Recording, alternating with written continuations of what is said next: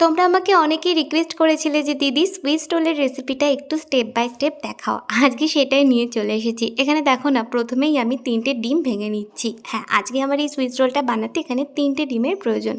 আর ওদিকের বাটিতে কিছু আমি চিনি গুঁড়ো মেপে রেখে দিয়েছি।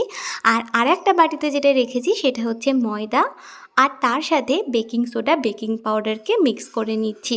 আজকে আমার এই সুইস রোলটা বানাতে এ কটা জিনিসই কাজে লাগবে। প্রথমে দেখো, ডিমটা আমি চিনির সাথে খুব ভালো করে বিট করে নিচ্ছি। অল্প অল্প করে চিনি দিচ্ছি আর অল্প অল্প করে বিট করছি। আর এখানে ভালো করে ফোম হয়ে আসলে আমি 3 টেবিল স্পুন মতন অয়েল এখানে দিয়ে দেবো। সত্যি বলতে সুইস রোলটা খুবই হালকা হয়, এর জন্য বহুত কিছু ইনগ্রিডিয়েন্টসের প্রয়োজন হয় না। একদম অল্প অল্প জিনিস নিয়ে কেকটা বানানো হবে। তো সমস্ত কিছু মেশানো হয়ে গেলে দেখো, আমি খুব ভালো করে একটা সফট ব্যাটার রেডি করে নিলাম। আর ঠিক এই রকমভাবে উপর থেকে আমি ব্যাটারটা কিন্তু মোল্ডে ঢেলে দেবো।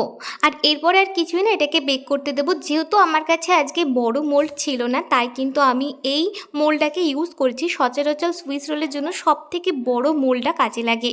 তো সুইস রোল বানানোর জন্য কিন্তু আমাদের সমস্ত কাজটাই গরম গরম অবস্থাতে করতে হবে। মানে কেকটাকে নামিয়ে নেওয়ার সাথে সাথেই দেখো আমি কেকগুলোকে স্লাইস করে নিচ্ছি। তো এখানে দেখো, আমি যেহেতু অরেঞ্জ ফ্লেভারের কেক বানাচ্ছি, মানে অরেঞ্জ ফ্লেভারের সুইস রোল বানাচ্ছি, তাই এখানে অরেঞ্জ ক্রাশ নিয়েছি আর অরেঞ্জ ক্রিম নিয়েছি। তো এটাকে আর কিছুই না, এবার দেখো আমি এই ক্লিন ট্র্যাপটা দিয়ে মুড়িয়ে দেবো। আমাকে আগের ভিডিওতে অনেকেই জিজ্ঞাসা করেছিলে যে আমি নিচে যে পেপারটা ইউজ করছি ওটা কি। ওটা কিছুই না, নর্মালি ক্লিন র্যাপ আমি এখানে ইউজ করেছি। আর এটাকে মুড়িয়ে দেওয়ার পরে এবার আমি এটাকে ফ্রিজে ভরে দেবো। যেহেতু আমার মোলটা অনেকটা উঁচু ছিল, তাই কিন্তু আমার 2টো স্লাইস বেরিয়েছিল, না হলে কিন্তু একটাই হয়।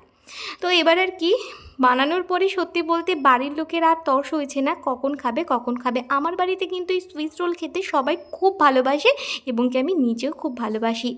তো বেশ খানিকক্ষণ, মানে প্রায় 1 থেকে 1.5 ঘন্টা মতন আমি এটা ফ্রিজে রেখে দিয়েছিলাম। না হলে কিন্তু 2 থেকে 3 দিনও বেশ ভালো লাগে এটা খেতে ফ্রিজে রাখলে। আমার তো পিস করা হয়ে গেছে। একবার তোমাদের এর সফটনেসটা আমি দেখাচ্ছি। দেখেছো কতখানি সফট হয়েছে। এটা কিন্তু ফ্রিজে আরেকটু রাখলে ভালো হতো। চলো, এবারে আমি আমার পুচকুর রিভিউটা তোমাদের থেকে শুনিয়ে নিই। আর আজকের এই ভিডিওটা তোমাদের কেমন লাগলো জানিও। টাটা আজকের মতো। কেমন কেমন ইয়ামি হয়েছে? আমি একটু খাবো এখান থেকে, একটু খাই, একটু খাই, একটুখানি খাই,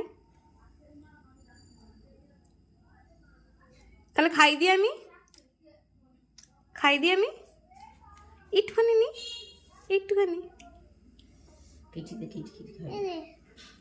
ওমা আমার কি ভাগ্য বাবা, ইয়াম্মি হয়েছে, কি ভালো হয়েছে।